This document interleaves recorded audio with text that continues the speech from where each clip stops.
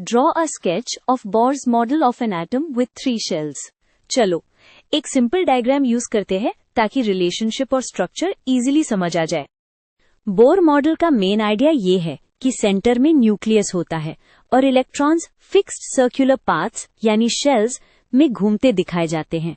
तो स्केच बनाते टाइम हमें 3 कॉन्सेंट्रिक सर्कल्स चाहिए और बीच में एक न्यूक्लियस। इससे स्टूडेंट को तुरंत लेयर्स का कॉन्सेप्ट क्लियर हो जाता है। सबसे पहले सेंटर में न्यूक्लियस ड्रॉ करो।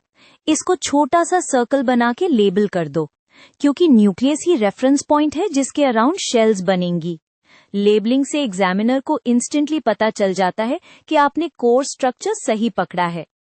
ये लेबल बताता है सेंटर में न्यूक्लियस है जिसमें प्रोटॉन्स और न्यूट्रॉन्स होते हैं।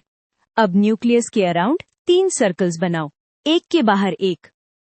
कंसेंट्रिक सर्कल्स का मतलब सेम सेंटर, बस रेडियस अलग, ताकि शेल्स क्लियरली सेपरेट दिखे।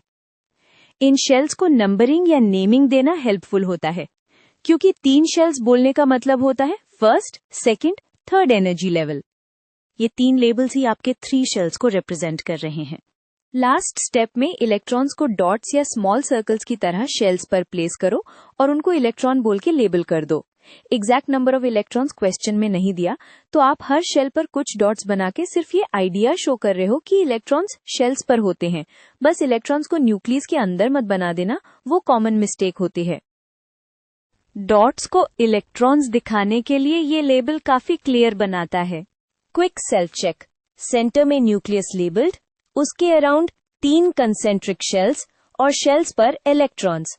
अगर ये 3 चीजें क्लियर है तो आपका बोहर मॉडल स्केच बिल्कुल कंप्लीट और मार्क्स फ्रेंडली है।